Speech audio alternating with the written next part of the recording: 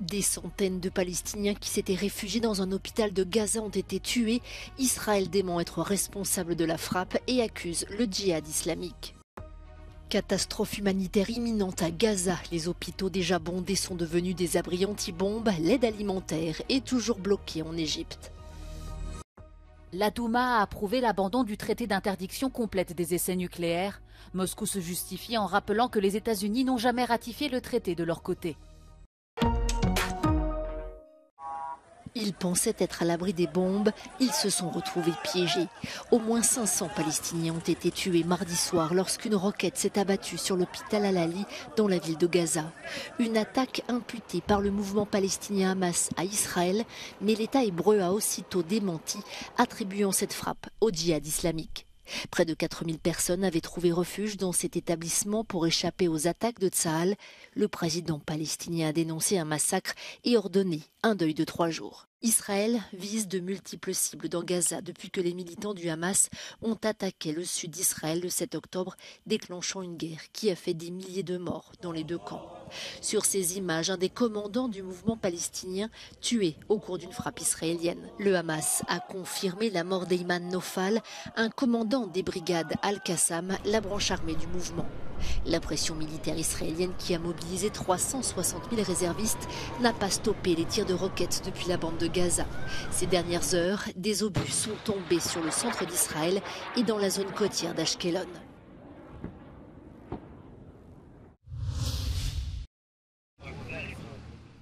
C'est une attente interminable pour Israël Nati. Depuis une semaine, il se rend quotidiennement à la base militaire de Shura dans le centre d'Israël pour identifier le corps de son cousin, assassiné par le Hamas le 7 octobre dernier. Jusqu'ici, les alertes envoyées par les autorités se sont révélées fausses.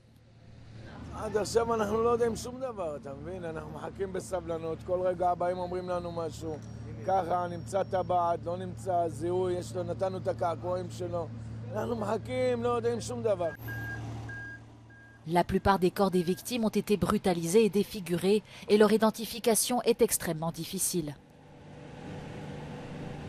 Everything that we've already seen at all, something else that kind of shakes us, another horror comes in.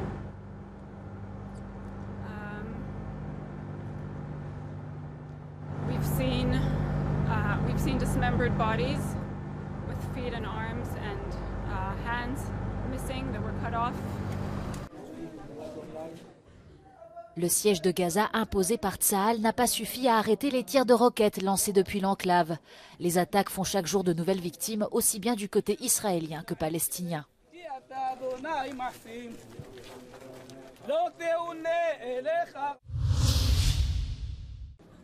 Une minute de silence pour les victimes en Israël, dans les territoires palestiniens, mais aussi pour les personnes tuées dans des attaques terroristes en France et en Belgique. C'est avec gravité que les dirigeants de l'Union européenne se sont retrouvés mardi pour un sommet en visioconférence afin de fixer une position commune après une semaine de messages contradictoires sur la guerre entre l'État hébreu et le Hamas. Si les 27 soutiennent Israël, le discours se fait désormais plus critique. When you cut the basic infrastructure, when you cut access to water, when you cut electricity, if you don't allow food to be delivered, this is not in line with the international law. Cette prise de position commune fait suite au déplacement en Israël de la présidente de la Commission européenne. Ursula von der Leyen est accusée d'avoir donné un blanc-seing à l'État hébreu. L'aide humanitaire a aussi fait les frais de cette confusion politique. Un commissaire européen a pris l'initiative d'annoncer la suspension du soutien de l'Union. Désormais, les 27 répètent et assurent qu'ils maintiendront l'aide nécessaire aux Palestiniens et comptent même tripler le montant de l'enveloppe. It is Hamas who are the terrorists, not the Palestinian people, so we have to care for the Palestinian people and their humanitarian needs. There is no contradiction in standing with Israel in solidarity and acting for the humanitarian needs for the Palestinians. Les chefs d'État et de gouvernement ont aussi évoqué les défis à venir. Il s'agit d'éviter que le conflit ne s'étende à l'échelle régionale et empêcher que la guerre en cours n'alimente les extrémismes en Europe. Les 27 demandent aussi la libération de tous les otages sans condition.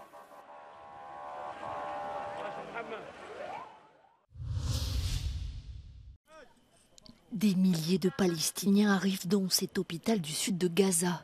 Des déplacés qui espèrent un refuge contre les bombes israéliennes. Ils s'ajoutent désormais aux ambulances qui ne cessent d'arriver. Depuis le 7 octobre et l'attaque sanglante du Hamas, le bilan ne cesse de s'alourdir dans la bande de Gaza. On compte désormais 3000 morts, en majorité des civils palestiniens, et plus de 12 000 blessés. Et les soignants s'inquiètent. Faute de médicaments, d'électricité, d'eau et de carburant, les hôpitaux ne tiendront pas. Mais jusqu'ici, le terminal de Rafah vers l'Égypte, l'unique ouverture sur le monde de Gaza qui ne soit pas contrôlée par Israël, reste fermé. Israéliens, Égyptiens et Américains ne parviennent pas à s'accorder sur un mécanisme pour faire entrer l'aide, laisser sortir les étrangers de Gaza et donner les garanties de sécurité réclamées par l'Égypte et l'État hébreu. Pour l'UNICEF, si de l'eau et du carburant ne rentrent pas immédiatement à Gaza, en état de siège, ses habitants sont en danger imminent de mort ou d'épidémie. Les initiatives diplomatiques se multiplient pour tenter de prévenir une catastrophe humanitaire. Pour l'instant, l'aide alimentaire continue d'affluer dans la région et est en attente à la frontière.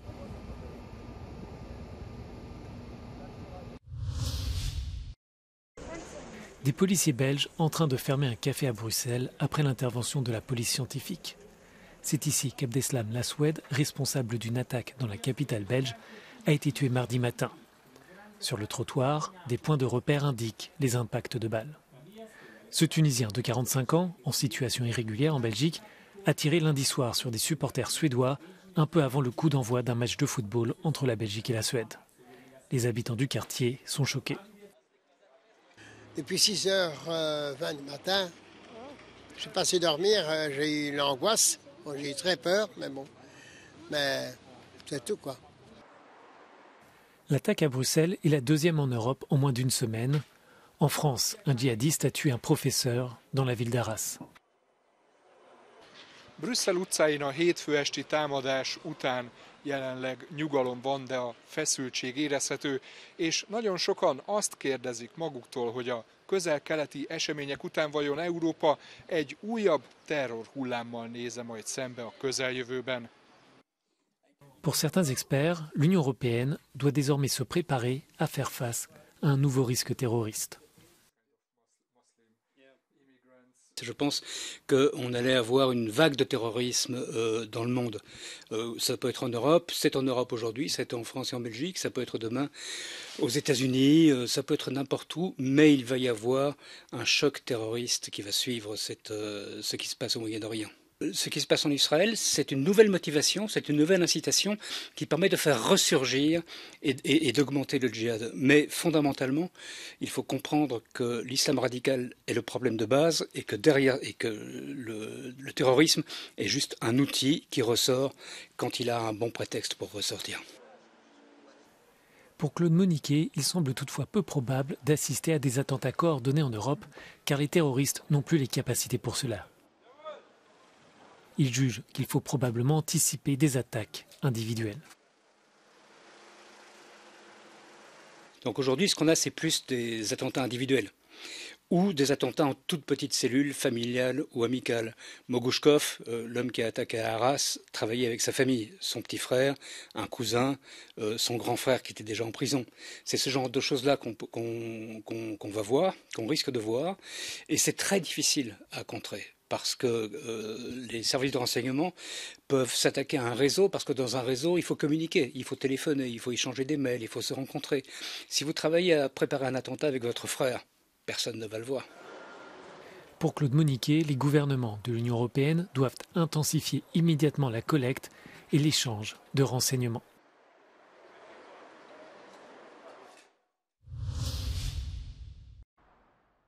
La Russie fait un pas en arrière sur la voie du désarmement nucléaire.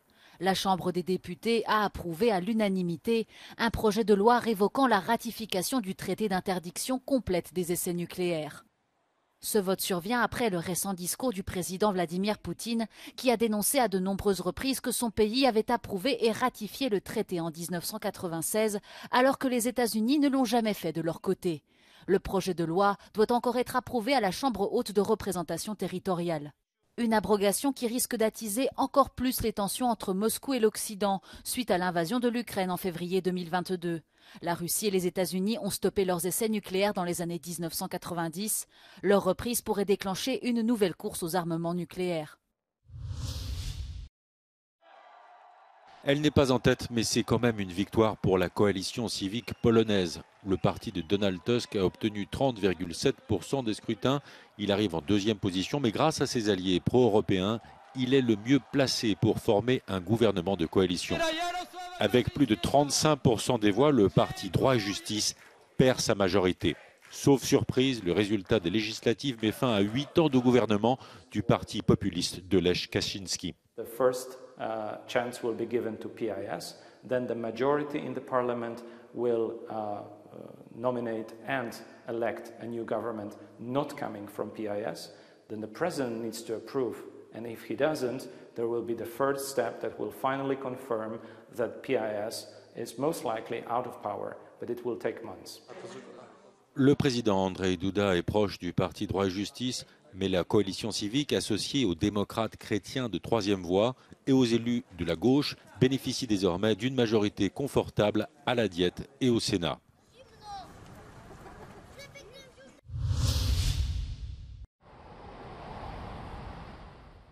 LinkedIn licencie près de 700 personnes, c'est l'équivalent de 3% de sa masse salariale.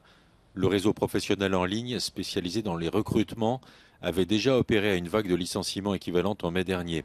À la fin du mois de juin, l'entreprise avait déclaré des revenus annuels supérieurs à 15 milliards de dollars. LinkedIn explique que la gestion des ressources humaines exige le renouvellement des talents de façon régulière. L'entreprise est détenue par Microsoft et dit employer 19 000